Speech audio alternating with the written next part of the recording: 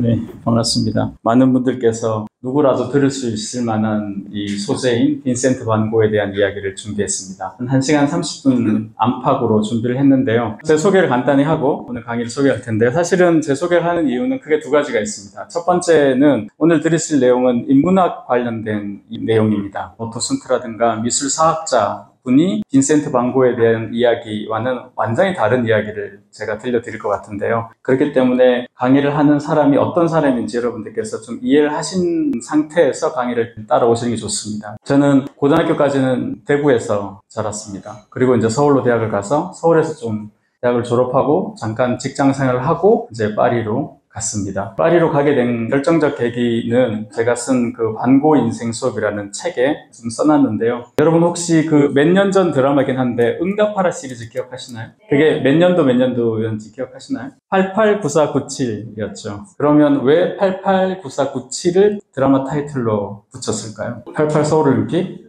97은 IMF이죠. 88년부터 97년까지 한국 사회를 배경으로 길게 깔고 있다 이 뜻이겠죠. 그래서 100년 후에 분명히 한국사를 연구하는 학자는 반드시 이 드라마를 연구할 것입니다. 88년, 94년, 97년인데 이 말은 바꿔 얘기하면 88년부터 97년까지 한국 사회를 그리고 있다 이렇게 볼 수 있죠. 그러면 왜 88년부터 97년일까요? 한국사를 공부하신 분들 아시겠지만 1988년부터 97년까지가 대한민국, 그러니까 단군 조선 이래로 가장 행복한 10년을 꼽으라면 이때입니다. 그리고 두 번 다시 돌아올 수 없는 행복한 10년이죠. 왜냐하면 정치적으로 안정되고 경제적으로 번영했습니다. 정치적 안정과 경제적 번영의 그 상징점에 있는 것이 바로 올림픽이죠. 그리고 이 모든 국가적 행복이 끝났다는 것을 여실하게 드러낸 사건이 IMF였습니다. 지금 시점에서 한국 사학자들한테 가장 중요한 역사적 사건 하나를 꼽으라면 뭐겠습니까? 지금 시점에 2023년을 살아가는 여러분들에게 가장 중요한 한국사의 사건 하나를 꼽으라면 뭡니까? 제가 지금 강의 맥락이 뭐였습니까? IMF죠. IMF가 가장 중요한 사건이라고 얘기합니다. 여기 오늘 이 자리에 오신 분 중에 97년 이후 출생자 계십니까? 네, 몇 분 계시네요. 학부 아이들이 항상 그런 고민을 얘기합니다. 저는 부모님과 말이 통하지 않아요. 말이 안 통하는 게 정상이라고 저는 생각합니다. 왜냐하면 97년 이후에 태어난 사람들은 97년 이전에 태어나서 10대 시절을 보냈던 사람들과는 질적으로 다른 세계관을 갖고 있다고 저는 생각합니다. 88년부터 97년까지 얼마나 좋았어요. 적당히 대학 다니고 놀고 술 마시고 하고 그냥 학점 한 3.0 받고 토익을 왜 봐? 이렇게 하면 그냥 대기업 들어가고 모두가 다 정규직이던 시절이었죠. 그 모든 행복이 97년 기점으로 끝나버렸습니다. 그리고 태어난 아이들인 거죠. 그래서 그 학생들한테 이렇게 얘기합니다. 너희의 부모님을 한국말을 굉장히 잘하는 외국 사람이라고 생각해라. 여러분들도 MZ가 이해가 안 되시면 쟤 진짜 한국말 잘하는 외국애구나라고 생각하시면 돼요. 그러면 좀 덜 거슬립니다. 97년 기점으로 우리 사회는 완전 다른 사회입니다. 여러분이 역사 공부하시다 보면 조선 사회가 500년을 갔잖아요. 그러면 그 500년이 내적 통일성이 하나였겠습니까? 여러 변곡점으로 완전히 이전과 다른 사회였습니다. 완전히 다른. 여러분 생각해보세요. 정치적으로 안정되고 경제적으로 번영하면 국가가 청년들에게 뭘 하라 그러겠습니까? 바꿔 얘기하면 청년들은 뭘 해도 되겠어요. 자아라는 걸 찾아도 됩니다. 하고 싶은 걸 하고 살아라 그랬습니다. 그때. 근데 저는 그때 하고 싶은 게 없었어요. 그래서 퇴근하고 어느 날 집에 가서 사표 쓰고 다음날 사표를 내고 한 달 준비해서 파리로 갔습니다. 그렇게 파리에 가서 한 11년 공부했는데 공부를 좀 여러 가지를 했습니다. 이 여러 가지 공부했다는 것을 보면 아시겠지만 뭘 해야 될지 모르는 거죠. 여러분들 일상을 살다 보면 뭘 해야 될지 모를 때는 어떻게 해요? 일단 뭐든지 하죠. 이렇게 뭐든지 하다 보니까 이렇게 돼버렸습니다. 이 뭐든지 하던 그 결과물들 중에 상도 받고 뭐도 했던 거죠. 하지만 그 재능은 거기까지였던 것입니다. 그래서 여러분이 공부하고 한국에 와서는 예술과 인문학의 융합교육을 주로 하고 있었습니다. 그래서 오늘 준비한 강의는 물론 있습니다만 여기가 이제 인문학 공간이다 보니 인문학에 대한 이야기를 잠깐 하고 강의를 시작하도록 하겠습니다. 인문학에 대한 정의는 굉장히 많습니다. 인문학이라는 단어는 굉장히 유행하고 있지만 인문학이 무엇인지는 잘 갈피가 안 잡히는 것도 역시 사실이라고 봅니다. 인문학은 크게 한국에서는 4가지 학문을 통칭합니다. 문사철이죠. 문학, 역사, 철학. 요 3가지 학문을 보통 인문학이라고 봐왔습니다. 그래서 서울대 인문대 안에 보통 요 3 분야에 관련된 학과들이 다 모여있죠. 문사철이라 해서 가장 중요한 것은 역사입니다. 인간은 기본적으로 100년 정도 살죠. 이 100년 중에 멀쩡히 내가 내 생각을 갖고 사는 게 뭐 한 30, 40년, 40, 50년 안팎입니다. 인류의 호모사피엔스로 따져도 한 7만 년인데 이 긴 역사를 우리는 다 알 수 없죠. 그래서 지금 현재 우리가 겪고 있는 여러 가지 문제점들을 되짚어 볼 수 있고 되살펴 볼 수 있는 하나의 저수지 같은 곳이 역사인 거죠. 그래서 재미난 옛날 이야기로서 역사가 아니라 현재를 비추는 거울로서의 역사를 많이들 이야기합니다. 그래서 인간은 어떻게 살아왔는가를 보는 게 역사죠. 그리고 어떤 순간에 어떻게 선택했는가, 그걸 살펴보는 게 역사입니다. 그 기반 위에 두 번째, 역사는 여러분도 아시겠지만 누구의 기록입니까? 승자의 기록이죠. 왕도 승자.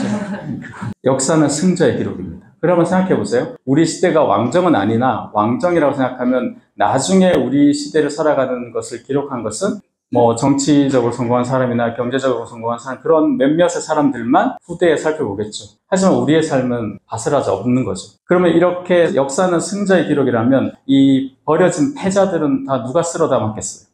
그게 바로 문학으로 상징되는 예술이었습니다.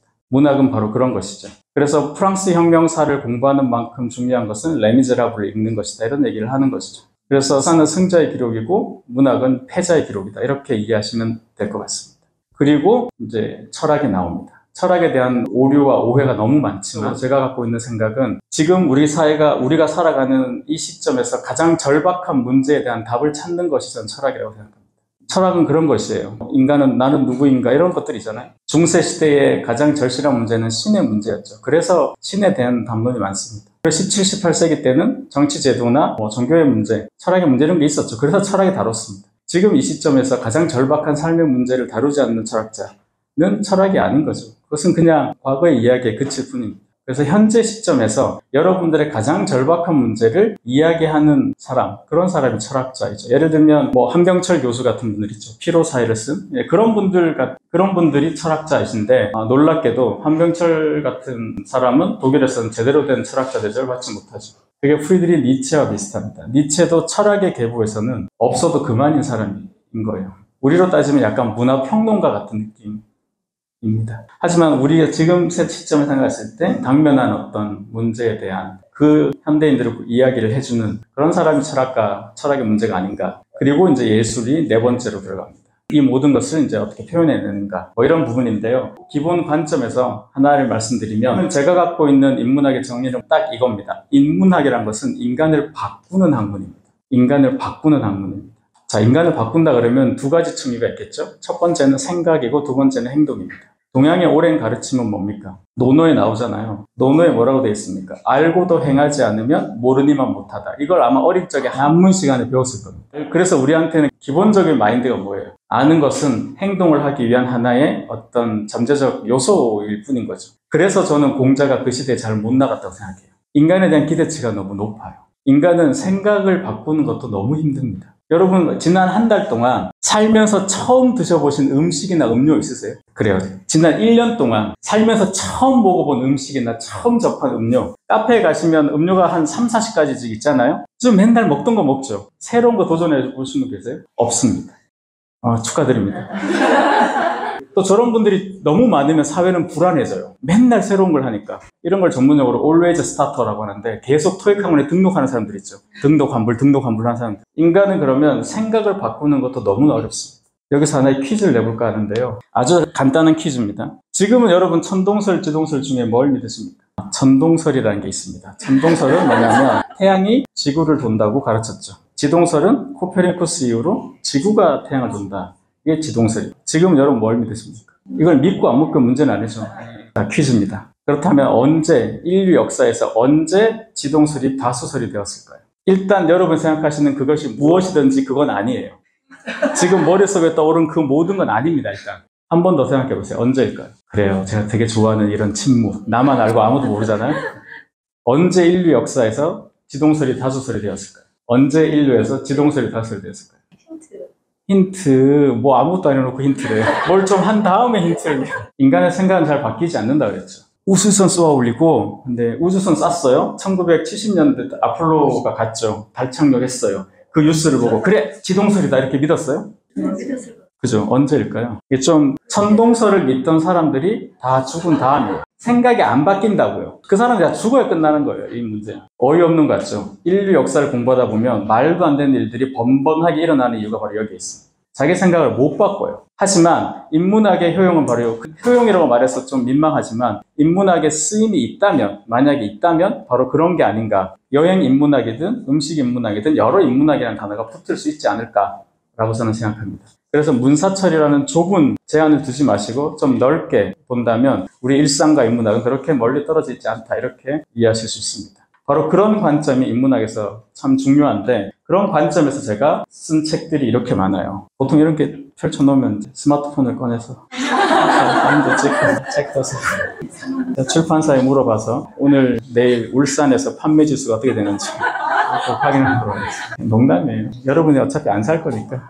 그리고 제가 여기 한다니까 이제 마침 이 관장이 바뀌었는데 이런 얘기를 하셨더라고요. 되게 좋은 얘기죠. 지역에 있는 미술관들이 다 갖고 있는 문제점입니다. 그래서 여기 지역민들을 위한 전시도 기획해야 되겠지만 찾아오는 전시도 역시 기획해야 되는 것이죠. 그런 면에서 이제 글로벌과 로컬이 합쳐진 이런 이야기들을 많이 하고 있는데, 그러면 어떤 전시를 기획하는 것이 좋은가? 역시 서양 미술사 최대의 스타는 빈센트 반 고흐인 거죠. 이런 몰입형 전시라든지 아니면 그래픽을 이용한 전시라든지 이런 여러 전시들, 디지털 미디어 아트 전시들 많이 하고 있죠. 그런 면에서도 반 고흐는 굉장히 매력적인 화가다, 이렇게 생각합니다. 오늘 여러분들한테는 빈센트의 큰 어떤 삶의 지점을 통해서 이야기를 좀 들려드릴 텐데요. 세상에서 가장 유명한 그림은 뭡니까? 모나리자죠. 그죠? 레오나르도 다빈치가 그린 모나리자입니다. 모나리자는 사실 여러분들이 직접 보신 분도 계시겠지만 대체로 이 부분만 보시기 때문에 잘 모르시겠지만, 다빈치 책을 쓴 저도 되게 한 7, 8년 연구를 했는데 다빈치의 이 그림은 미완성작입니다. 어디가 미완성작인지 궁금하시면 제 책을 사시면 상세하게 여기가 미완성작이라고 되어 있습니다. 여하튼 그게 중요한 게 아니고, 모나리자가 왜 이렇게 중요한지를 알면 서양 미술사의 한 3분의 1 정도는 이해하신다라고 보셔도 됩니다. 아주 중요한 그림인데 잘 설명되어지지 않고 설명하지 않는 그림이기도 하죠. 그리고 참고삼아 파리 여행을 계획하시는 분들은 사실 루브르 미술관 가는 게 다 이 그림을 보기 위한 곳인데, 미리 말씀드리자면 서양사나 종교, 가톨릭 그리스 로마 신화, 유럽 역사를 모르시면 가실 필요가 없습니다. 하나도 그림이 안 보여요. 그냥 교과서에서 봤던 그림을 내 눈으로 본다 정도이지 그럴 필요가 없습니다. 자, 근데 막상 보러 가면 이제 이렇게 되죠. 이게 코로나 직후였습니다. 여기 있잖아요. 여기 모나리자가 있죠. 가보신 분 아시겠지만 모나리자를 보는 게 아니라 뭡니까? 모나리자를 보러 온 외국 관광객의 뒤통수를 이렇게 보다 오는 겁니다. 어쨌든 가장 유명한 그림입니다. 그러면 세상에서 가장 인기 있는 화가는 누구냐? 다빈치여야 돼요. 여야 됩니다. 근데 실제로는 조사를 해보면 다빈치가 아니라 빈센트 반 고흐예요. 별로 이상하지 않죠? 근데 잘 생각해 보세요. 세상에서 가장 유명한 것과 가장 인기 있는 것은 대체로 일치합니다. 유명한 것과 인기 있는 것은 일치해요. 대부분. 우리나라에서 제일 유명한 라면은 뭡니까? 봐보세요. 가장 유명한 라면은 신라면이죠. 그러면 가장 인기 있는 라면도 신라면이에요. 유명한과 인기는 일치합니다. 유명하기 때문에 인기 있고 인기 있으니까 유명한 거예요. 이게 불일치하는 경우는 거의 없어요. 여러분이 일하시는 분야 어디에서 생각해 보세요. 이런 불일치는 생기지 않습니다. 유학하던 데가 저 그림을 보다가 갑자기 그 생각이 들었어요. 그림은 이게 제일 유명한데 왜 다빈치가 아니라 얘가 제일 인기 있을까? 이 어긋남에 주목해서 10년을 공부했습니다. 그래서 알게 된 이야기를 결론적으로 말씀드리면, 작품이 인정받고 화가를 발견한 게 아니에요. 그럼 뭐겠어요? 화가가 먼저 사랑을 받은 다음에 작품이 알려졌다, 이렇게 이해하시면 돼요. 이 선후관계가 다릅니다. 여러분들께서 파블로 피카소를 만약에 좋아하신다면 좋아하시는 이유가 그의 작품도 있지만 그가 먼저 인간으로서 유명해진 부분도 분명히 있습니다. 여성에 의한 스캔들이라든가 이런 것도 굉장히 유명했거든요. 근데 이 사람은 사람으로서 먼저 사람들한테 사랑을 받고 그림은 차츰차츰 유명해졌습니다. 그 불일치 때문에 이제 이런 일이 벌어졌는데, 따라서 서양 미술사를 아무리 공부해도 빈센트 반 고흐를 사람들이 왜 좋아하는지는 이해가 안 돼요. 왜냐하면 미술사를 쓰는 데는 얘가 없어도 아무 문제가 없습니다. 굳이 약간 아쉽다면 클림트나 뭉크 쓸 때 약간 아쉬운 정도지 나머지는 없어도 상관없습니다. 그런데 항상 나오죠, 미술사 책에. 사람들이 좋아하니까 그런 겁니다. 그 4번의 결정적 순간이 있는데, 첫 번째는 이 여자입니다. 이 여자는 누구겠습니까? 고흐 인생에 막대한 영향을 끼친 여자. 한 남자의 인생에서 영향을 끼치는 여자가 누굽니까? 엄마요?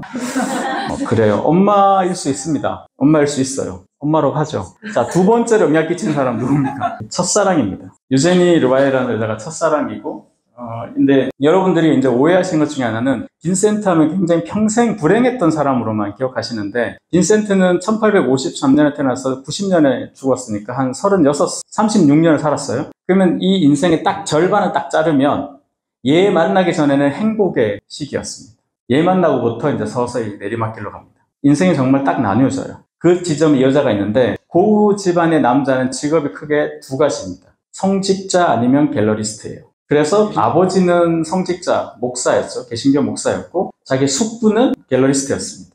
근데 이제 지금의 갤러리스트라기보다는 그런 유명한 그림의 복제 판화를 파는 곳이라고 이해하시면 되죠. 그래서 그 숙부의 갤러리에 취업을 했어요. 고등학교 우리 치면 이제 18살쯤에 들어갔습니다. 굉장히 잘했습니다. 일을. 고우는 외국어 능력이 되게 탁월했거든요. 그리고 그 미술관, 그 갤러리 자체도 중심가에 있고 자기 외가 근처에 있어서 굉장히 도시 생활을 즐기며 잘했습니다. 잘하니까 이제 런던에 지사를 내면서 런던 지사에 믿을 만한 직원을 보내야 되는데 자기 이제 숙부가 사장이라고 그랬잖아요. 그러니까 이제 빈센트한테 자, 네가 가라. 가서 좀 해봐라. 그러니까 알겠다 하고 갑니다. 가가지고 이제 첫 번째 하숙집에 지내다가 뭐 이런저런 이유로 두 번째 하숙집을 구했는데 그 두 번째 하숙집 딸이 얘입니다. 1살 어렸는데 이 여자를 보고 반했어요.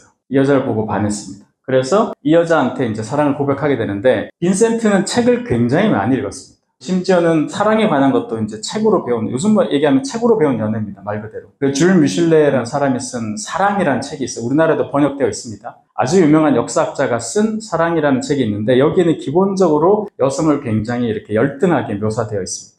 그러니까 뭐 19세기니까 그럴 수 있지 않아요? 라고 생각하지만 이미 그때는 계몽주를 건너오면서 이 프랑스에서도 여성에 대한 인권이 상당히 올라가 있던 때였습니다. 그런데 책의 내용은 여자는 유명한 얘기죠. 자신이 무엇을 원하는지 모른다. 따라서 남자가 가르쳐줘야 된다. 뭐 이런 논지입니다. 근데 내용은 이런 내용인데 문장은 너무나 아름다웠습니다. 왜냐하면 그 미슐레도 자기 부인이 죽은 다음에 쓴 책이거든요. 그러니까 문장이 되게 아름답죠. 번역되어 있는 것도 굉장히 아름답습니다. 그래서 그 책을 보고 연애란 이런 것이구나 해서 얘한테 결혼하자고 고백했습니다. 그런데 노라고 얘기했습니다. 근데 책에서 뭐라 그랬어요? 여자의 노는 노가 아니다. 왜? 여자는 자기가 원하는 게 뭔지 모르니까. 그래서 계속 고백해요. 그 책에 또 그런 말도 있어요. 네가 진심으로 걔를 사랑하면 걔도 너를 사랑하게 될 것이다. 우리나라 말로 번역하면 그거죠. 10번째가 안 넘어가는 놈 없다. 이 얘기예요. 계속 고백해. 점점 스토커 같은 느낌이 되죠. 근데 이 여자는 진짜 노였어. 왜? 사무엘이라는 다른 남자와 약혼한 상태였습니다. 근데 여기서 어떻게 돼요? 차이는 거예요. 그리고 빈센트는 어떤 캐릭터였냐면 내가 사랑하는 이 여자도 얻지 못하는데 내가 열심히 일해서 뭐하지? 이런 거죠. 그래서 요즘 말로 하면 근무 태도가 점점 안 좋아집니다. 그래도 자기 숙부가 사장이니까 얘 좀 쉬었다 다시 해봐 했는데도 역시 안 됐어요. 그래서 결국 얘는 여기서 이제 잘 안 풀리게 됩니다. 이 사람이 이제 사무엘이라는 건데 보통은 첫사랑이 이렇게 실패하더라도 그냥 뭐 다음 사랑으로 갈 수 있고 이렇게 넘어가면 되는데 유난히 안 되는 사람들이 있어요. 유난히 첫사랑이 잘 안 되는 사람이 있는데 제가 문학으로 이제 사랑의 쓸모라는 책을 쓸 때 이 첫사랑이라는 이반 투르게네프의 소설과 위대한 개츠비라고 아마 다들 제목 들어보셨을 텐데 거기서 개츠비의 그 불행도 결국 첫사랑을 벗어나지 못한 데 있어요. 근데 대부분 여성분들은 잘 공감하실지 모르겠지만 남자분들은 아마 공감하실 텐데 첫사랑이라는 것은 대체로 주제 선율과 비슷합니다. 음악으로 따지면. 그래서 계속 변주가 되지 절대 사라지지 않는 라인이 멜로디가 되는데 빈센트가 좀 그랬습니다. 두 번째 사랑은 이제 사촌 누이 케이한테 또 역시 고백했습니다. 이건 좀 화가가 된 다음의 일인데요. 한참 후의 일인데 자기 사촌 누나인데 남편과 아이를 잃고 자기 집에 호모 집에 와서 이제 요양하고 있었는데 이 또 사랑에 빠진 거죠. 그래서 또 청혼합니다. 결혼하자고. 근데 이 당시에는 여자가 생계를 유지할 수 있는 거는 남편이 이제 돈을 벌어오지 않으면 하숙집 정도밖에 없어요. 여자가 할 수 있는 생계가 없었습니다. 그러니까 절대 사촌 누이가 만나서는 안 되는 사람이 빈센트 같은 캐릭터죠. 그죠? 생계 유지 능력이 없으니까. 동생 돈을 받아서 그림을 그리고 있었던 빈센트한테 절대로 안 된다고 얘기했어요. 근데 여기서 포기하지 않습니다. 그래서 이 케이는 자기 본가, 암스테르담 본가로 가버렸어요. 이제 이때 이미 테오랑 편지를 주고받고 있을 때고 테오가 갤러리스트로서 이제 열심히 일하고 있을 때였습니다. 그래서 테오한테 편지를 썼어요. 항상 편지는 되게 잘 써. 사랑하는 테오야. 오늘은 어쩌고저쩌고 비가 왔는 뭐 이렇게 쓴 다음에 K가 나의 마음을 알아주지 않고 가버렸다. 나에게 뭐 예를 들면 10만 원만 있으면 KTX 타고 서울을 갈 수 있을 텐데 이런 내용을 쓴 거죠. 그러면 테오가 수표를 보내줍니다. 그 돈 받아서 기차표 끊어가지고 암스테르담에 갔어요. 그래서 K 집, 사촌 친척 집에 찾아간 거죠. 갔더니 저녁 식사 시간이에요. 하녀가 나와서 잠깐 기다리라 그래. 알겠다. 기다리고 있어. 들어오라 해서 들어갔더니 K가 황급히 자리를 피한 흔적이 여실한 거죠. 그때는 전기가 이제 막 깔리던 때니까 그때는 촛불을 켜놓고 식탁에서 밥을 먹고 있었을 거 아니에요. 그래서 이제 자기 외삼촌이었죠. K 아버지에게, 거기도 이제 목사였는데 K를 만나게 해달라라고 하니까 안 된다 그랬어요. 그래서 이때 고우가 어떤 행동을 하냐면 그 촛불 위에다가 자기 오른손을 얹습니다. 그래서 내 손이 이 불을 견디는 동안만이라도 K를 만나게 해달라, 이렇게. 살면서 누가 그렇게 뜨겁게 여러분을 사랑한 적 있습니까? 자기 오른손을 걸고. 보수적이라고 해야 될지 어쨌든 그랬습니다. 근데 이게 내가 뭐 사랑하는 남자 그러면 오빠 저 여기서 뛰어나가겠지만, 내가 싫어하는 남자가 너무 무섭죠 사실. 그냥 쏠 것 같고. 그럴 때 이제 입은 화상이 죽을 때까지 있었어요. 그래도 여기서도 안 돼요. 그 세 번째는 더 심합니다. 거리의 여자, 다른 남자의 아이를 임신한 CN이라는 거리의 여자, 창녀죠. 이 여자랑 결혼하겠다고 나섰습니다. 근데 고우의 집안을 여러분 약간 가난하다는 이미지 때문에 못 사는 집이라고 생각하시는데 중산층입니다. 지금도 고우의 그림은 복원을 별로 안 해도 돼요. 왜 그런지 아세요? 물감을 좋은 걸 썼거든요. 그러니까 없는 집 아들이라고 보기 어려워요. 하는 짓이. 자기가 돈을 안 벌어서 그런지 하여튼 엄청 좋은 걸 썼어요. 물감을. 그래서 얘랑 결혼했다고 하니까 그 얼마나 난리 나겠어요. 아버지가 목사인데 그래 막 정신병에 쳐놓겠다 하고 난리가 난 거죠. 그래서 이것도 결국 잘 안 풀렸습니다.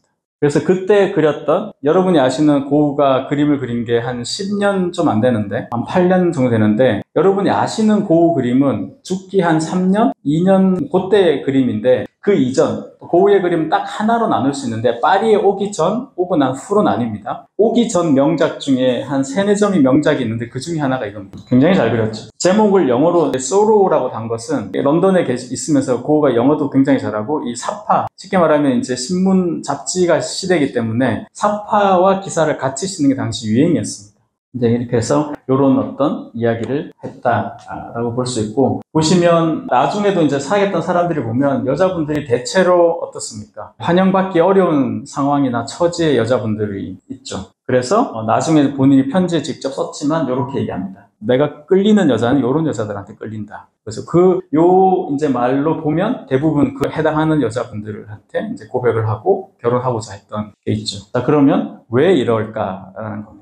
왜 이렇게 되었냐 하면 여러 이야기들이 있습니다. 여러 해석들이 있고, 이것도 하나의 해석인데, 왼쪽은 아버지고 오른쪽은 엄마예요. 아버지는 어떤 분이신가 하면 굉장히 좋은 성직자라고 저는 생각합니다. 여기 이 준데르트라는 태어난 그 고향은 네덜란드와 벨기에 국경 지역인데, 여기는 대체로 가톨릭세가 강해요. 가톨릭세가 강한 곳에 개신교 목사였습니다. 농촌이었고. 그래서 소수의 신자들만 있는데, 이 소수의 신자들이 되게 많이 떨어져 있죠. 이 먼 거리를 다 이렇게 직접 가가호호 방문하시는 헌신적인 목사이시고, 단점은 뭐냐? 말을 잘 못했습니다. 설교가 능하지 않았어요. 대신에 마음이 그렇고 교리 연구도 많이 하시고 이제 되게 좋은 성직자이자 저는 좋은 아버지라고 생각합니다. 여러 가지로 봤을 때. 반면에 어머니는 어떤 경우인가 하면, 이제 예술적 성향은 엄마한테 물려받았는데 어머니는 다소 좀 차가운 성향이 있습니다.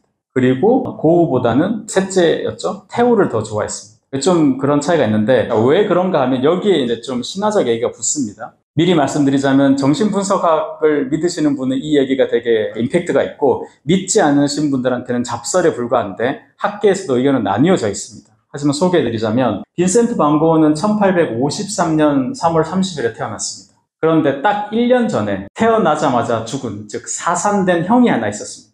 1852년 3월 30일이요. 너무 딱 공교롭죠. 그때 죽은 형의 이름이 바로 빈센트 반 고흐였습니다. 그 이름을 그대로 물려준 거죠. 그럴 수 있습니다. 그런데 당시에는 우리도 그랬지만 이렇게 어려서 아이가 죽으면 보통은 이제 묘를 하지 않거나 묘를 하더라도 비석을 세우지 않죠. 그런데 이 테오도로스 목사는 그 아이를 묘를 쓰고 비석도 세웠습니다.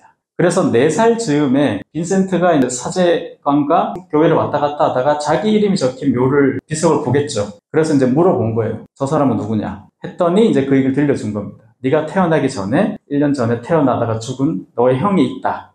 라는 얘기를 들려준 거죠. 그러면 이제 정신분석학에서는 이렇게 해석합니다. 보통 이렇게 되면 이제 우리의 빈센트는 어떻게 생각하냐면, 내가 저 사람을 죽이고 그 자리에 태어났다고 생각한대요. 그러니까 내가 자리를 뺏은 거죠. 그 자리에 태어나기 위해서 이 사람을 죽인 겁니다. 그러면 어떻게 해결할 수 있냐? 다들 아시겠지만 엄마의 사랑이 답인 거죠. 엄마의 사랑이 답인데 아까 말씀드린 것처럼 엄마는 또 엄마 입장에 생각하면 그런 거예요. 첫 애가 그렇게 죽었으니 둘째가 딸이었으면 어땠는지 모르겠지만 공교롭게 아들이야. 이름도 같아. 그러면 좀 힘든 또 마음과 추억이 생각날 수 있죠. 그죠? 그것도 충분히 납득이 됩니다. 그런데 이 안나 이 부인은 엄마는 죽을 때까지 자기 큰아들을 인정하지 않았습니다. 빈센트가 그렇게 유명해질 리가 없다. 훨씬 오래 사셨거든요. 유명해질 리가 없다. 사람들이 우리 아들 그림을 좋아하는 것은 이해가 안 된다. 이런 식으로 얘기하셨다고 합니다. 여하튼 그래서 이 엄마한테 고은은 예술적 재능은 물려받았으나 어쩌면 이 엄마의 무관심과 애정 결핍에 굉장히 시달렸다라는 거죠. 그러면 이제 여러분들에게 흔히 예상할 수 있듯이 평범한 여자, 보통의 여자는 나 같은 애는 사랑하지 않을 것이다 라고 미리 생각하는 게 있습니다. 그리고 내가 사랑받지 못했지만 내가 나 같은 처지에 있는 이 여자를 사랑을 해줌으로써 상징적으로 치료 행위를 하는 겁니다. 이게 쉽게 말하면 이건 거죠. 내가 불행한 저 여자들의 부모가 되어서 내가 저들을 사랑해 주겠다 이거죠. 이 여자들을 사랑해 주는 동시에 나 자신의 어린 시절을 치유하는 그런 기능도 있었을 것이다 라고 해석하는 쪽도 있습니다. 그리고 아까 말씀드린 것처럼 이 모든 것을 너무 과대하게 생각한다라고 보는 설도 분명히 있습니다. 여러분들께서 한번 생각해 보시면 되는데 저는 조금 더 무게가 실리긴 한 것 같아요. 그 자리에 태어나고 이걸 떠나서 엄마에게 사랑을 받지 못하고 겉도는 아들, 그리고 19세기의 장남은 가장이잖아요, 결과적으로. 근데 그 가장 역할을 하지 못할 때 겪는 자괴감이라든가 이런 여러 가지가 결국은 빈센트를 좀 마음의 구석으로 몰고 가지 않았을까 싶습니다. 그래서 이제 이런 여자들한테 끌렸다라고 볼 수 있습니다. 그래서 그림에서 보면 이 약자에 대한 사랑이 계속 나옵니다. 약자에 대한 사랑. 이 부분이 굉장히 중요하니까 한번 꼭 기억해 두시기 바라고요. 그래서 생의 두 번째 단계로 봤을 때 아까 유제니한테 잘 안 됐죠. 현실에서 잘 안 됐을 때 인류가 빛을 찾는 세 곳이 있습니다. 이것을 철학에서는 인류의 3대 환상이라고도 하고 좀 이렇게 편하게 얘기하면 3대 도피처라고도 봅니다. 그러니까 쉽게 말하면 현실이 힘들 때 인류는 어디로 도피했는가입니다. 세 곳이 어딜까요? 종교, 그 다음에 여러분이 현실이 이제 힘들 때 뭘 하시냐면 생각해보세요. 술? 어떤 술이요? 자기가 좋아하는 술. 그래요. 축하드립니다. 인류 역사에서 술을 이렇게 여자들이 마실 수 있는 시대가 언제부터일까요? 그러면 그 이전의 긴 역사 동안 여자들은 현실이 행복했을까요? 종교? 뭘까요? 예술, 사랑, 종교입니다. 이게 3대 도피처라고도 해요. 3대 환상이라고도 하고 3대 도피처라고도 하는데, 그래서 여러분이 문학에서 보시면 여자 주인공이 현실이 잘 안 풀려. 그럼 반드시 이 남자한테 차인다면 어디로 가겠어요? 교회로 가는 거예요. 자선행위도 막 하고. 그래도 안 돼. 미술관 가. 그림도 봐. 화가랑 사겨. 다시 현실로 돌아오거나 다시 현실로 못 돌아오죠, 대부분. 이렇게 한번 나간 애들은 집을 못 들어옵니다. 거기서 이제 끝장내야 돼요. 이게 바로 뭐예요? 마담 보바리 얘기죠. 자, 현실에 절망했으니까 이제 사랑은 안 됐어요. 뭐 남았습니까? 종교로 갑니다. 그래서 성직자가 되겠다고 결심합니다. 자기 아버지의 길을 가겠다는 거죠. 그런데 기본적으로 빈센트는 이런 사람이었어요. 나는 이미 성령도 충만하고 아는 것도 많아. 나한테 자리를 주면 내 바로 가서 엄청난 설교를 할 수 있어 라고 생각한 거예요. 그런데 좋은 성직자가 되려면 일단 뭐가 돼야 됩니까? 의사든 목사든 좋은 성직자가 되려면 일단 성직자가 돼야 되죠. 목사가 된 다음에 좋은 목사가 될 수 있는데 얘는 나는 이미 좋은 성직자야. 목사 같은 타이틀은 나에게 맞지 않아 라고 얘기하고 그리스어 라틴어는 공부 안 하고 맨날 이제 딴짓하고 다닌 거죠. 그래서 시험 쳐서 안 됐어. 근데 그 집안은 막강한 집안이었어요. 얘를 낙하산으로 꽂아줍니다. 꽂아준 데가 보리나주라고, 지금은 잊혀진 도시인데요. 당시 유럽 최대 탄광촌에 꽂아줍니다. 이 보리나주에 가서 6개월, 요즘 말로 하면 인턴직에 계약이 된 거죠. 교리 전도사였습니다. 일주일에 한 번 설교할 수 있는데 그때 가서 이 사람들 사는 걸 보니까 너무 비참한 거죠. 왜냐하면 거기는 500m 갱도까지 직접 내려가 봤어요. 그 탄광촌은 기본적으로 가장 많은 것은 유아노동입니다. 그 백설공주가 왜 난장이가 나오겠어요? 탄광촌이기 때문에 나오는 겁니다. 그건 애들이란 뜻이죠. 왜냐하면 그 탄광촌에 지금 생각해보세요. 들어갔을 때 맨 갱도 앞부분은 어른 성인 남자가 못 들어가요. 그러면 그 작은 공간에 누가 들어가겠어요? 애들을 넣는 겁니다. 혹은 여자를 거기다 넣는 거죠. 많이 죽었겠죠. 많이 다치고. 오늘의 안녕이 영원한 안녕이 될 수 있어요. 가스 폭발도 많았고. 그리고 다치면 뭐가 없어요? 병원 자체가 없었어요. 그런 어떤 너무나 말도 안 되는 상황을 직접 봤던 거죠. 그래서 일주일에 한 번 죽어서 갈 천당을 얘기하는 자기가 너무 부끄러운 거예요. 그래서 자기가 갖고 있는 모든 걸 다 나눠줍니다. 심지어 자기가 광부처럼 풀을 깔고 바닥에 잤어요. 침대도 나눠주고 특히 옷 같은 것도 찢어서 붕대로 만들어서 감아줬습니다. 이게 참 그래요. 그러면 우리가 생각하면 너무 사람들이 감동받았을 것 같잖아요. 하지만 그 주민들은 이상하게 여겼어요. 저 목사님은 왜 저러지? 싫어하는 거죠. 교단에서도 싫어하는 거예요. 그래서 얘는 점점 어떻게 돼요? 소수가 될 수밖에 없습니다. 그렇게 해서 이제 얘가 6개월 계약에서 끝나버려요. 계약 연장을 못 합니다. 근데 본인의 의지로 몇 달 더 있었어요. 그래서 뭐 그때도 아버지한테 얘기를 많이 했어요. 이 모든 논란을 종결시킨 자가 바로 테오였습니다. 테오가 여기를 찾아와요. 그리고 형 이제 일어나. 형 이제 새로운 일을 해야지. 해서 그때부터 아버지는 포기했어요. 나는 더 이상 쟤한테 돈을 줄 수 없다. 그래서 그때부터 테오가 형의 뒷바라지를 시작합니다. 그렇게 시작된 뒷바라지가 이제 죽을 때까지 이어진 거죠.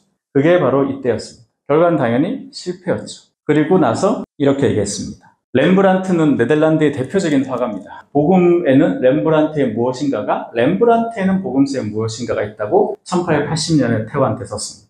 이 말은 뭐겠어요? 내 비록 성직자로서 사람들의 영혼을 위로하는 일을 하지 못했으나 내가 그림으로써 성경의 말씀을 전할 수 있겠다라는 뜻이죠. 자, 이제 뭘 하겠다는 얘기겠어요? 그림을 그리겠다라고 결심했습니다. 물론 이 두 점은 나중에 생레미 정신요양소에 있을 때 다시 그린 그림인데요. 이렇게 해서 화가가 되었습니다. 이때가 80년이에요. 그의 나이가 53년이니까 한 20대 후반이죠. 30 좀 안 되는 나이였습니다. 당시 평균 남자들의 수명이 한 40이었으니까 지금으로 따지면 60 정도 되었을 때 화가가 되겠다고 결심한 거죠.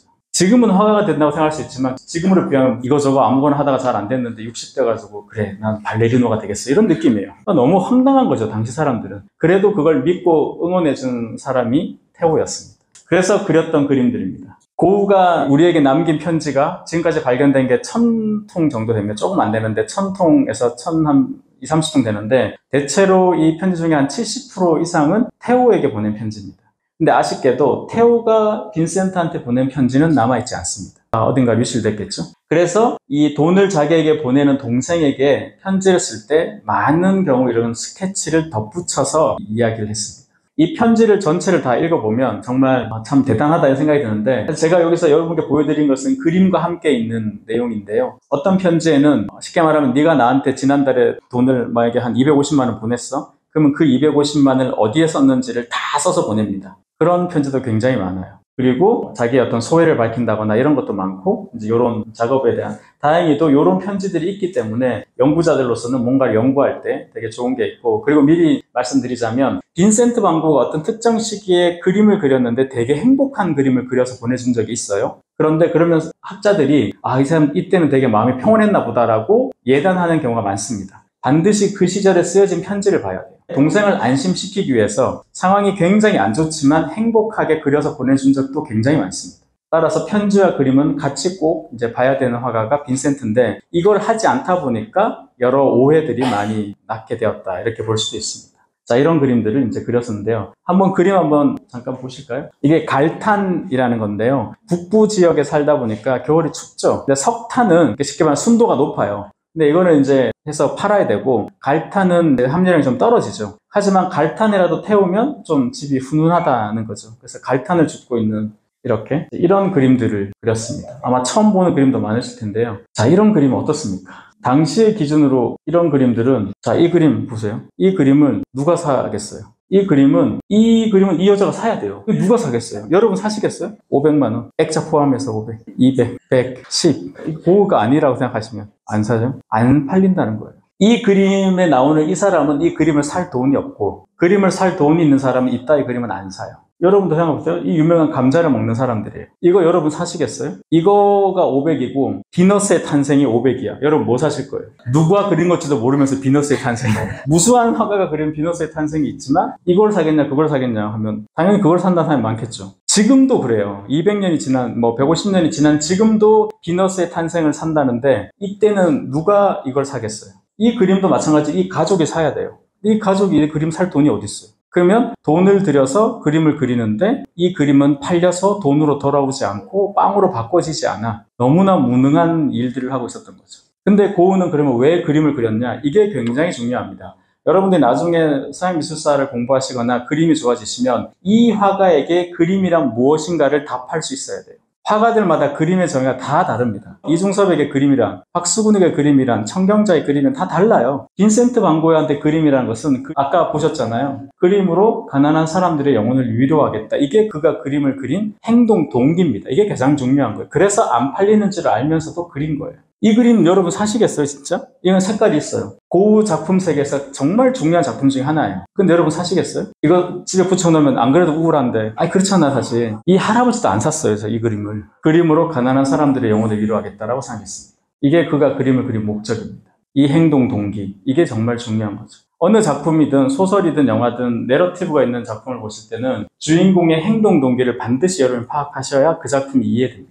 왜 오펜하이머 요즘 많이들 보셨을 텐데 거기서 오펜하이머가 왜 그런 행동을 하는가, 그 나중에 왜 반역을 하는가, 그 행동 동기가 알지 못하면 그 영화는 너무나 지루한 다큐멘터리이죠. 아까 제가 말씀드렸던 걸 잠깐만 더 이어가자면, 이것은 빈센트가 아까 그 갈탄 같은 걸 그리고 집으로 돌아가는 길에 창틈으로 문틈으로 가족들이 모여서 식사하는 장면을 보고 그린, 파리에 오기 전에 그린 거의 유일한 명작 유화입니다. 잘 보세요. 이 그림 집중해서 한번 보시기 바랍니다. 이 그림에 지금 몇 명이 있습니까? 5명의 가족이 있죠. 오른쪽 여기 보시면, 오른쪽 여기 보이죠? 스케치를 한 4번 정도 했고 습작이 쭉 있습니다. 마지막 단계, 가장 마지막에 완성된 게 요건데, 지금 이게 아버지 같고 어머니 같고 오빠, 여동생처럼 보입니다. 그죠? 있고 여기 막내가처럼 보이죠? 그죠? 한 가족이 5인 가족 이렇게 있습니다. 자, 그러면 첫 번째로 이 그림 하도 많이 본 그림이잖아요. 교과서에도 실려있고. 이 그림 처음 보신 분 계세요? 우리나라에서 중학교 나왔으면 이럴 일 다 보셨을 겁니다. 자, 제가 첫 번째 이 그림 이상했던 게 뭐냐면, 한 식탁에 밥을 먹을 때 가족들은 누구를 제일 집중합니까? 누구에게 제일 집중해요? 엄마요? 아버지? 아, 음식에게 집중해요. 보통은 막내가 잘 먹나 안 먹나를 보죠. 엄마를 먼저 볼 수도 있지만 보통은 아이한테 집중하죠. 누구도 이 아이를 보지 않는다는 게 이상했어요. 시선을 보시면 아버지는, 이 철학가들이 많이 얘기하는 것은 이 고귀한 손이라고 얘기합니다. 거친 노동을 하고 자기 먹을 것을 자기가 직접 노동해서 캐와서 삶아서, 감자밖에 없잖아요. 삶아서 자기 아내에게 건네는 이 손이 신성한 손이라고 생각해요. 그래서 이 얘기를 많이 합니다. 그런데 남편은, 아버지는 어머니를 보지만 어머니는 시선을 내려깔고 있죠. 여기는 얘를 보고 여기서는 엄마를 보죠. 그죠? 하지만 누구도 얘한테는 시선이 안 가요. 이게 첫 번째로 좀 이상했습니다. 그냥 이상했어요. 두 번째는, 엄마는 지금 우리로 치면 이제 국그릇 같은 거겠죠? 커피, 이게 뜨거운 음료 같은 건데, 지금 잔이 몇 개입니까? 잔은 4개죠. 사람은 5명. 왜 숫자가 맞지 않을까요? 아, 엄마는 안 먹어. 엄마는 생선 머리 좋아하니까. 그래요. 엄마는 침을 좋아해. 수프를 싫어하고. 근데 습작되는 저게, 어떤 분들은 이 앵글에 가려진 게 아니냐. 하지만 습작의 단계에서 보면 저기가 하나가 있다가 2개가 있다가 없다가 4개가 됐습니다. 국그릇은 4개, 사람은 5명. 왜 숫자가 맞지 않을까? 빈센트가 행복한 가정을 표현하고 싶었다 그랬어요. 여기서부터 이제 해석이 나뉩니다. 얘는 누구인가? 누구도 보지 않고 국그릇 개수가 맞지 않아. 얘는 누굴까요? 귀신. 왜 귀신이라고 생각하십니까? 없는 존재를 표현한 거. 없는 존재를 표현했다. 아, 네네. 정답입니다. 이게 바로 무학의 통찰이에요. 제가 우리 최 여사한테, 저희 모친인데 최 여사한테 이걸 보여줬어요. 엄마, 쟤는 누굴까? 우리 엄마가 단번에 맞췄어요. 야는 귀신이지, 그래. 어떻게 알았어요? 아가 그 식탁 모퉁이에 앉아있잖아요. 이렇게 해서 무속과 과학이 만났습니다. 그런 얘기 안 들었어요? 저는 대구에 살 때 상 모퉁이 앉지 마라 얘기가 너무 많이 들었거든요. 얘가 누군가 하면 2가지 설이 있는데, 아까 고우가 태어났을 때 죽은 형이 있다 그랬죠. 자기와 엄마 사이를 가로막고 있는 존재라는 것이죠. 근데 왜 여자냐? 보통은 이게 역전현상이라고 하는데요. 남자애는 여자로 그리고 뭐 그런 게 있습니다. 그래서 이렇게 그려져 있고, 그리고 나중에 반고 뮤지엄에 가서 보시면 아시겠지만, 공교롭게도 지금 이게 그림의 채도를 제가 올려놨는데요. 이 등에서, 실내 등에서 이게 김이 올라가고 있잖아요. 이게 마치 헤일로우처럼 이렇게 외곽 묘사가 되어 있습니다. 그래서 그렇게 보는 의견도 있다는 거죠. 이 그림에 관한 여러 가지 해석이 있습니다. 그래서 디테일하게 이런 부분들을 다 보시면, 이 부분이 어쩌면 고우의 심리적인 부분이 잘 묘사되어 있지 않을까, 그런 해석도 있고, 얘를 고우라고 생각하는 학자도 물론 있습니다. 자신도 이렇게 다정한 식탁에 따뜻하게 김이 모락모락 피어나고 온 가족이 서로를 아끼는 그런 식탁에 자신이 앉고 싶어서 이렇게 그렸다, 이런 학자도 있습니다. 어쨌든 가난한 이들을 위한 그림이라는 것은 팔리지 않기 때문에 경제적으로 무능할 수밖에 없는 거죠. 자, 여기서 오늘 여러분이 이제 인문학적인 질문인데요. 사실 여러분이 좋아하는 일과 여러분이 잘하는 일이 충돌할 때 과연 우리는 무엇을 선택할 것인가? 입니다. 고흐의 시대는 쉽게 말하면 페이트런이라 그래서 후원자가 있던 시대의 예술가가 아니라 후원자가 사라진 시대의 예술가입니다. 후원자가 사라진 시대의 예술가는 누구를 상대로 해야겠어요? 시장을 상대로 해야 됩니다. 시장을 상대로 할 때는 팔리는 그림을 그릴 것인가, 그리고 싶은 그림을 그릴 것인가가 부딪히죠. 가장 행복한 경우는 뭐예요? 그리고 싶은 걸 그렸는데 잘 팔리는 경우죠. 이것은 한 시대에 한두 명에게만 허락되는 행운과 같은 일입니다.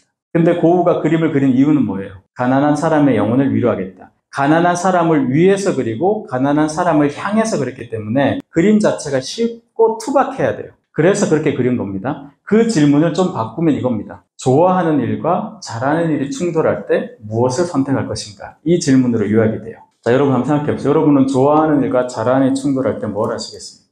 한번 볼까요? 좋아하는 일을 하시겠다. 손 들어보세요. 왜 좋아하시는 일을 하시겠어요? 좋아하는 일을 해야지 후회가 없다. 나는 좋아하는 일을 했어요. 친구는 잘하는 일을 해서 돈을 계속 벌고 연봉도 올라가. 나는 좋아하는 돈을 못 벌어. 그럼 어떻게 될까요? 라고 후회가 생기겠죠. 없던 후회가 생기네요. 뒤에 아까 손 드신 분. 재밌고 피로도가 더 낮은.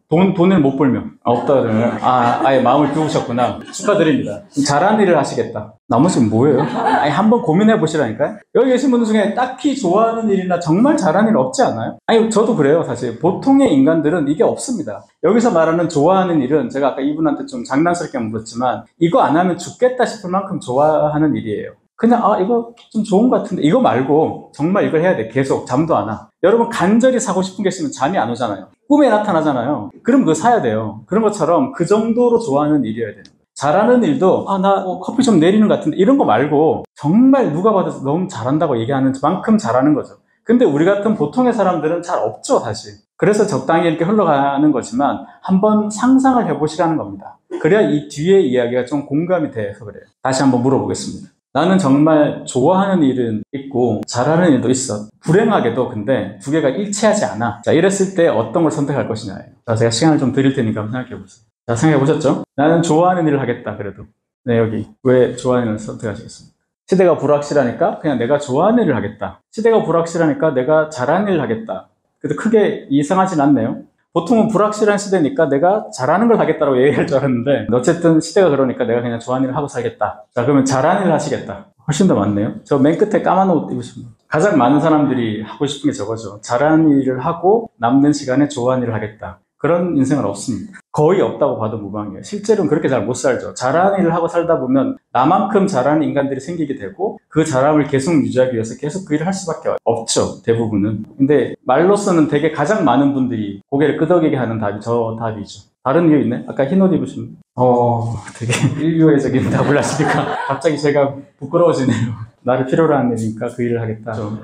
이게 각자 다 대답이 다 설득력이 있습니다. 실제로 학부에서 한 100명 상대로 강의를 해보면 요즘 학부 아이들은 거의 1대3이나 2대5 정도 비율로 잘하는 일을 하겠다는 학생들이 훨씬 많습니다. 근데 그 기업의 이제 이사진들한테 강의를 하면 뭐를 압도적으로 많이 선택하겠어요? 앞부분을 압도적으로 많이 선택합니다. 우리 사회에서 성공했다는 사람들은 대부분 좋아하는 일을 하겠다고 생각해요. 왜냐하면 그분들은 그 자리에 간 인생이 보면 자기가 잘하는 일이든 어쨌든 일이든 잘하게 되는 과정으로 인생을 써왔기 때문에 지금의 인생에 다시 한번 기회가 주어지면 좋아하는 일을 하시겠다.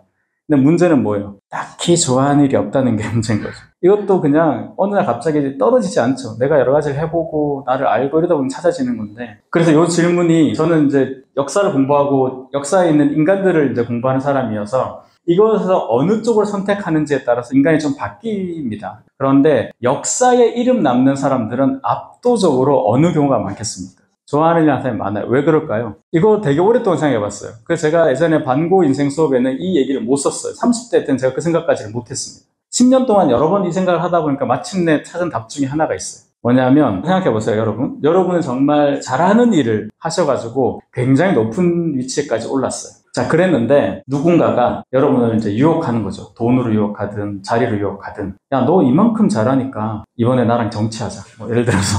그래서 하러 갔어요. 그럼 배우면 어때요? 그래, 내가 뭐 이만큼 했으니까 뭐 이거 한번 해보지 뭐 하고 많이들 넘어갑니다. 근데 내가 그 일을 좋아해서 그 일을 한 사람들은 잘 안 넘어가요. 이게 무슨 말이냐 하면 내가 좋아하는 일 해서 그 자리까지 간 사람은 유혹에 잘 안 넘어가요. 외부적 보상에 대한 보상 자체가 필요가 없고 일단 두 번째는 뉴욕에 잘 안 넘어갑니다. 그런데 잘하는 일을 해서 그 자리까지 간 사람들은 어떻게 생각하냐면 보상 심리 같은 게 좀 있나 봐요. 그럼 내가 이 정도는 누려도 되지 뭐 해서 그렇게 하다 보니까 그 분야의 이름을 남기기는 좀 어렵지 않나 라는 거죠. 그래서 좋아하는 일을 이게 옳고 그르고의 문제가 아닙니다. 한번 생각해 볼 만한 문제이고 역사 속에 있는 인물들을 평가하는 데 있어서 한번 살펴보는 잣대가 되는 것일 뿐인데 빈센트 같은 경우는 당연히 뭘 선택하겠죠? 좋아하는 일을 하며 살겠다라고 선택했습니다. 나름의 결심의 근거는 정 프랑스와 밀레라는 화가였습니다. 밀레가 평생에 걸쳐서 자기가 원하는 그림, 즉 농부를 그렸죠. 그렇게 그려서 전업 화가로서 나름 살았습니다. 물론 이제 빈센트가 그림을 그리기 시작했을 때는 이미 밀레는 돌아가신 후지만 밀레는 죽기 직전에 레지옹 도네르라는 훈장까지 받고 인정받고 죽었습니다. 그런 얘기도 해요. 근대 회화의 시작점을 누구로 볼 것인가? 대부분의 학자는 누구로 보냐면 에두아르 마네로 봅니다. 마네가 근대 회화의 시작이에요. 근데 빈센트는 주구장창 밀레라고 혼자 주장해요. 그 이유가 밀레를 너무 좋아하기 때문에. 그래서 나도 밀레처럼 할 수 있다. 여러 얘기들을 편지에 이제 언급하는데요. 이 유명한 게 이삭 죽기 그림이죠. 밀레는 이 그림 그리고 굉장히 사회주의자로 오해받았습니다. 왜냐하면 이 아줌마 셋이 지금 이삭을 줍잖아요. 이 들판에서 일한 사람은 누구겠어요? 이 아줌마들이겠죠. 근데 이 아줌마들이 1년 동안 들판에 일해서 얻은 경작물은 여기 있죠. 그죠? 이것은 누구의 것이겠어요? 쭉 따라가면 말을 타고 있는 마름을 통해서 지주한테 가죠. 그럼 이 사람들은 이삭을 주어야지만 먹고 살 수 있는 것처럼 보입니다. 따라서 당시에 공화주의자들이 봤을 때 잘못된 프랑스의 땅이나 이런 제도적인 문제를 짚을 수 있죠. 그려서 파리로 보냈을 때 밀레의 대부분의 그림은 정쟁의 대상이었습니다. 그게 이제 이 그림 안에 담겨 있어요. 그리고 이 바르비종 그림들은 대부분 퐁텐블루라고 아주 풍광이 아름답고 왕의 사냥터 궁이 있는 곳이어서 대부분 풍경화를 그려요. 근데 밀레는 인간을 그렸습니다. 만종같이 인간을 그렸어요. 풍경은 관념의 대상이 되지만 사람은 현실성을 띌 수밖에 없어서 화가의 세계관이 드러난다는 거죠. 너무나 정확한 표현이죠. 제가 썼습니다. 그래서 만종이 나오죠. 이 그림을 통해서 이제 빈센트가 생각한 거죠. 농부 안 팔리는 그림 지금 뭐 이렇게 해서 마침내 거기까지 갈 수 있다라고 생각한 거죠. 그래서 나도 그리겠다. 근데 물론 밀레는 전업 화가로서 그림으로서 먹고 살았지만 빈센트는 그렇게까지 많이 팔리진 않았습니다. 자, 이렇게까지 한 다음에 이제 파리에 오게 됩니다. 파리에 오고 나면 그림이 이렇게 돼요. 이런 그림들을 그립니다. 이전 시대가 가장 큰 차이점은 뭡니까? 바로 색깔이죠. 색깔이 밝아졌습니다. 이런 그림들을 그렸습니다. 우리가 알만한 빈센트의 그림이 이제 서서히 나오게 되죠. 이게 테오 집에서 바라본 이 파리 반대 방향 풍경인데 동생 테오가 파리에서 유일하게 인상파 그림을 후원하는 갤러리스트였습니다. 그래서 형 그림을 좀 밝게 그려야 돼. 색채를 그려야 돼. 계속 그런 얘기를 했거든요. 하지만 빈센트한테 그림은 뭐였어요? 가난한 사람을 위한 그림이었어요. 그러니까 이 색채화든 자기한테는 안 맞고 약간 천박하다고 생각했어요. 그런데 이런저런 이 계기를 통해서 빈센트도 그래 내가 잘못 생각하고 있었구나. 밝은 색채로도 충분히 내가 그리려고 하는 걸 그릴 수 있다라고 생각하게 된 거죠. 그래서 파리에 오면서 이런 인상파들의 요소들을 자기가 접목해서 시험하고 시도했습니다. 원래는 이걸 뭐라고 합니까? 전묘파라고 해요. 전묘파는 뭐냐면 예를 들면 보라색이 필요하면 이전 시대는 그냥 보라를 칠하죠. 그런데 이때 광학의 발달로 보색 대비라는 걸 알게 됐어요. 그래서 빨강과 파랑을 나란히 찍어 놓으면 인간의 시지각에 의해서 보라로 인식한다는 걸 알게 됐습니다. 그래서 그렇게 찍어야 돼요. 전묘파는. 그래서 그 유명한 조르주 쉐라 같은 사람들은 엄청난 크기의 그림에 그런 전묘파, 그러니까 색채 대비를 생각하고 그 색깔을 찍은 거예요, 점을. 그래서 어떻게 됐어요? 일찍 죽은 거예요. 오래 못 살아요, 그런 애들. 생각해봐요. 그냥 보라로 칠하면 되는데 점 찍고 있다니까 어떻게 오래 살아요? 32에 죽었습니다. 그 쉐라가 죽고 나니까 전묘파 화가들이 어떻게 한 줄 아세요? 점의 크기를 키웠어요. 그래서 그림 보시다가 점이 커졌으면 쉐라 죽은 다음에 그린 거예요. 웃을 얘기가 아닙니다. 근데 빈센트는 그걸 잘 이해를 못하고 아무 색이나 막 찍었어요, 그냥. 그래서 좀 난잡한 그림이 됐죠. 그나마 좀 나은데요. 그런 부분들이 있어서 완성도 면에서는 좀 떨어집니다. 그래서 혹시 한 200~300억 있어서 고급 그림 살 일이 생기면 이런 거 사면 안 돼요. 이런 거 절대 사면 안 됩니다. 사야 되는 그림들이 다 있어요. 그렇게 이제 인상주의를 접하게 됩니다. 그리고 파리의 인상주의를 접한 그가 어디로 내려가냐면 이제 지방으로. 원래 유키오를 통해서 이제 일본으로 가고 싶었는데 남프랑스로 내려갑니다. 내려가서 그렸던 그림들이죠. 이제 여러분들이 아실 만한 그림들이 많이 나옵니다. 이런 아까 말씀드린 것처럼 빈센트가 감자를 먹는 사람들을 그렸던 그 마음으로 돌아간 게 이 시기 그림이에요. 내가 기법적으로 이제 충분히 밝은 컬러로도 내가 원하는 그런 마음을 다독이는 그림을 그릴 수 있게 되었을 때 이런 그림들, 특히 룰랭이라는 사람인데 이제 이게 포스트가 프랑스어로 이제 우편 배달부라는 뜻인데요. 이분의 직업을 그래서 우체부라고 알려져 있지만 그렇지만 이제 우체국의 택배를 보관하는 창고의 경비원에 해당하는 직업이었습니다. 이 사람이 이 그림 보시면 어떻습니까? 이 오른쪽 사람 보면 이 사람을 되게 많이 그렸어요. 그리고 그의 부인이고 그의 아들입니다.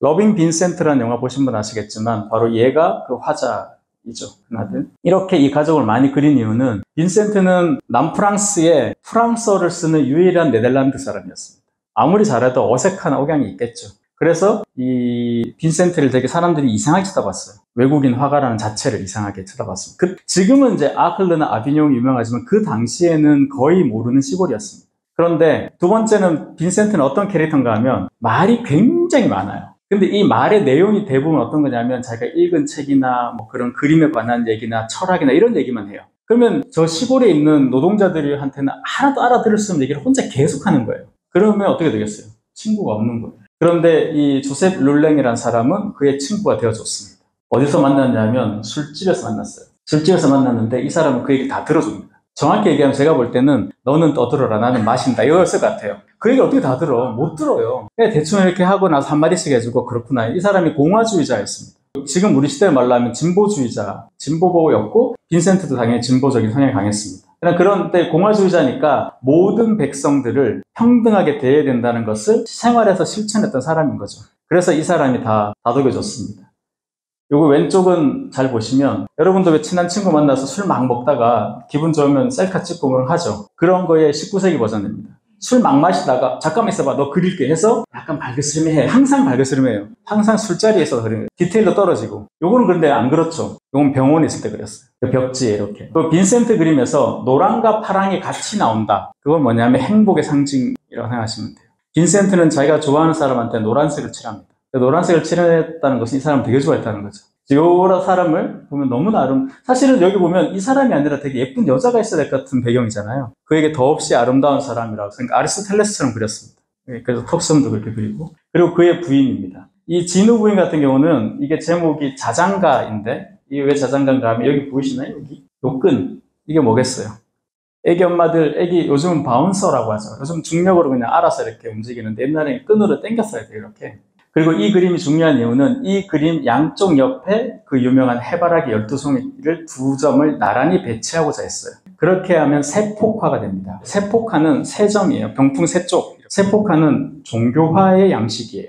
따라서 해바라기 두 점을 양쪽에 배치하고 이 진우 부인을 중간에 있으면 이분은 뭐가 돼요? 성모의 자리에 가는 거죠. 그렇게 해서 자기 그림을 출품해달라고 테오에게 보낸 편지가 있습니다. 아쉽게도 그 해바라기 두 점 사이에 진욱인 지금은 방고 뮤지엄 가면 그렇게 되어 있으나 실제로 살아있을 때 그렇게 하지는 못했습니다.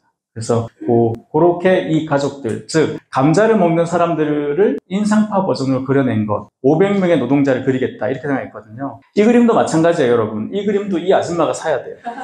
누가 이 아줌마가 사겠어요? 안 사겠죠. 그렇잖아요. 사실 이것도 룰랭이 사야 돼요. 선물을 줄 수는 있지만 사지는 않았겠죠.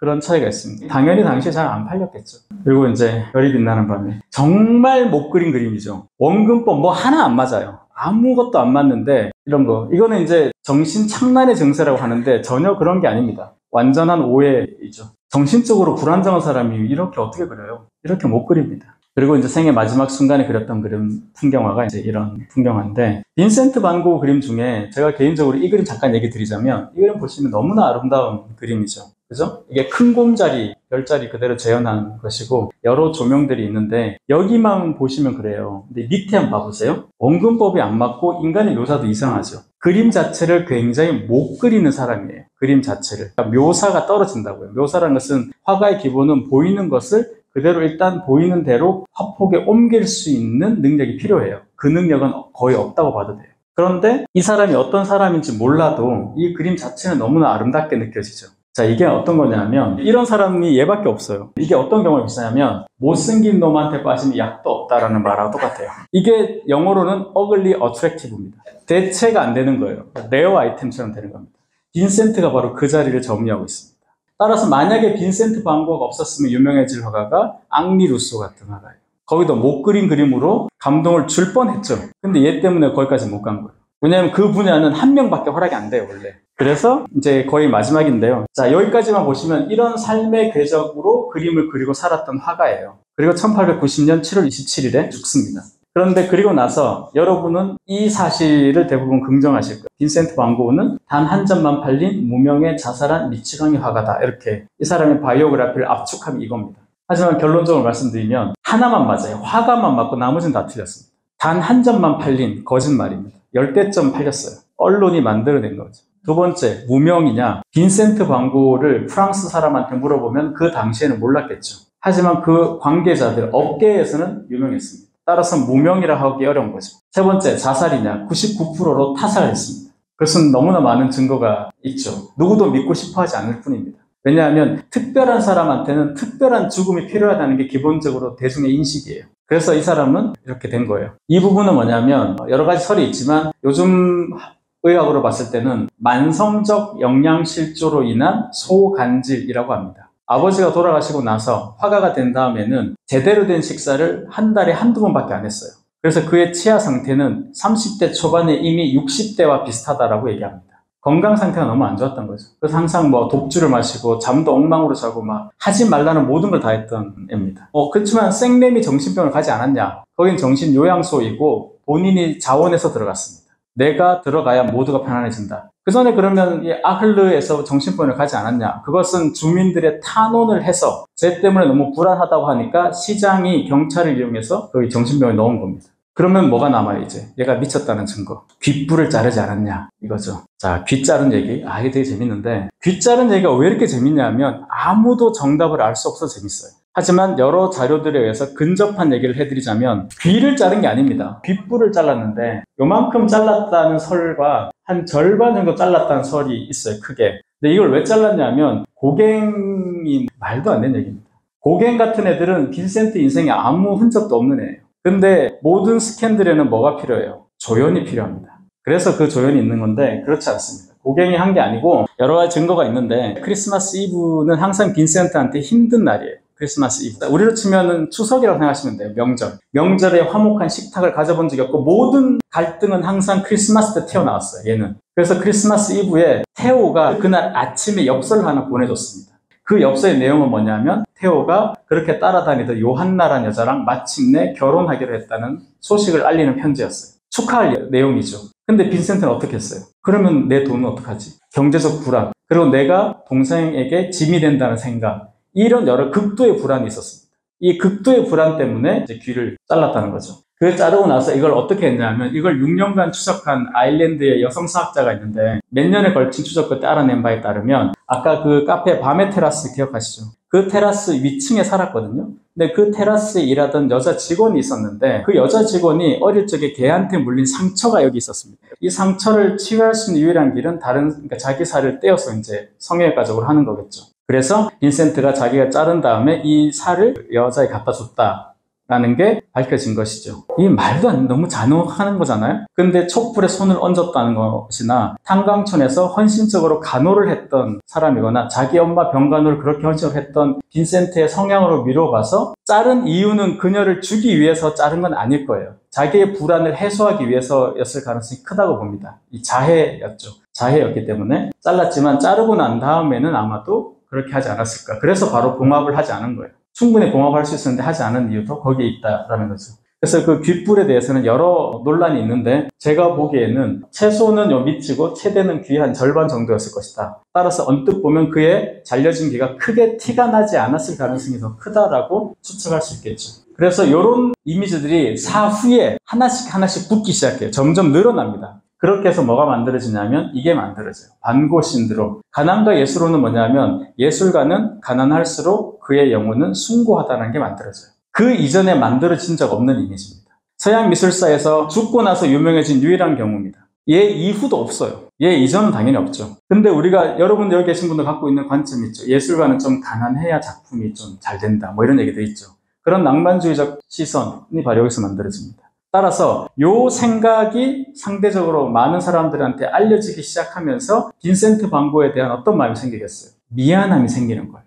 미안함. 우리가 그때 그 사람의 가치를 알아주지 못했구나. 이게 우리말로 하면 지켜주지 못해 미안해 이런 거예요. 그러면 사람들은 어떤 생각을 드냐면 보상 행위가 작동됩니다. 첫 번째는 경제적 보상이라고 해서 그림값은 비싸야 된다고 생각해요. 특별한 것은 좀 더 비싸도 된다라는 그것은 경제적 보상이고, 두 번째는 심리적 보상이에요. 뭐냐면 이 사람은 너무 위대한 사람이에요. 그때 우리가 알아봐주지 못해서 그렇지 위대한 사람이다. 세 번째는 그 사람의 전시장을 간다거나 그가 살았던 삶의 흔적을 되짚으러 가요. 성지순례죠. 심리적 보상, 경제적 보상, 성지순례. 이게 뭐냐? 가톨릭에서 성자를 추모하는 방식입니다.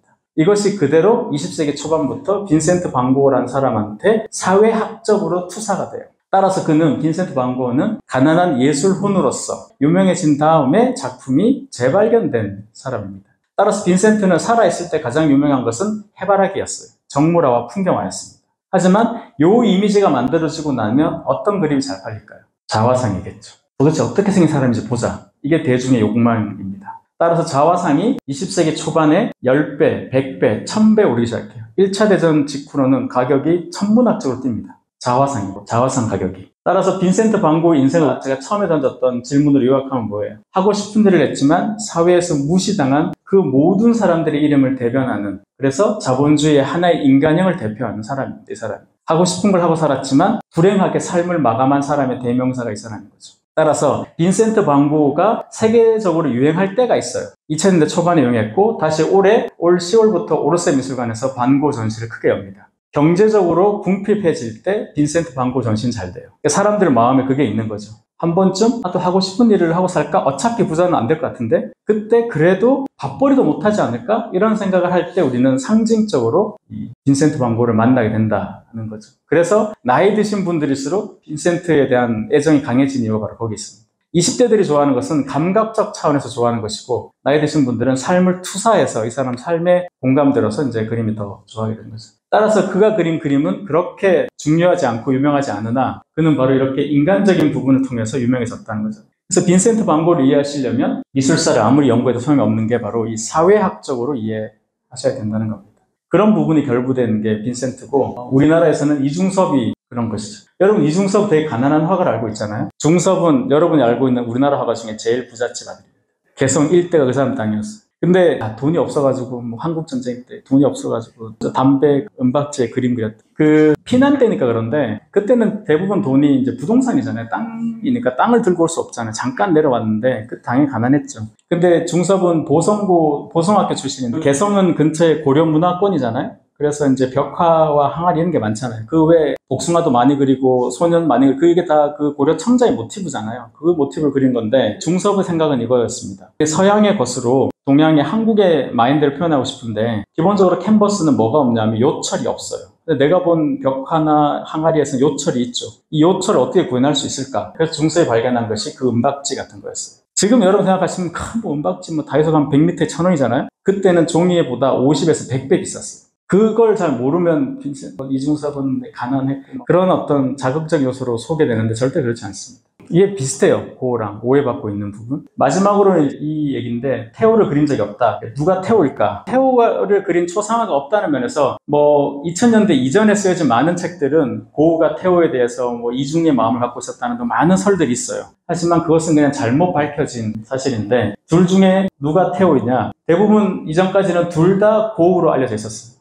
자, 테오의 사진은 이겁니다. 자, 누가 테오겠습니까? 누굴까요? 자, 오른쪽이죠. 근데 오른쪽은 왜 지금까지 고흐로 알려져 있냐면 둘의 차이는 뭐예요? 생김새는 좀 애매한데 왜냐하면 자화상 중에도 이런 얼굴이 있어요. 뭐가 차이 납니까? 모자죠. 남자의 신분은 모자를 통해서 드러납니다. 모자면 이거는 밀짚 모자니까 일하는 자의 모자죠. 그러니까 당연히 갤러리스트인 테오가 아니고 고흐라고 생각했어요. 바깥에 다닐 때 이거 쓰고 그림 그렸으니까. 이거는 얼굴이 압도적으로 딱 고흐입니다. 근데 실크 모자를 쓰고 있죠. 그래서 오랜만에 고흐가 멋을 내고 그림을 자화상을 그렸다라고 생각해왔어요. 하지만 이런 이유로 여러 가지 찾아봤을 때 요게 편지를 보면 요때가 테오가 같이 살 때인데 얘가 그 나중에 결혼하게 되는 요한나한테 계속 까이던 시절이었어요. 애가 되게 우울해하니까 야 그럼 모자 바꿔 쓰고 우리 같이 기영하자 해서 그린 거예요. 이걸. 그 편지가 나오면서 이제 얘가 테오다 이렇게 알려져 있죠. 그래서 고흐가 테오를 그린 적이 없다는 분들이 많으신데 한 서너 점 정도 테오의 초상화로 지금은 판별되어 있습니다.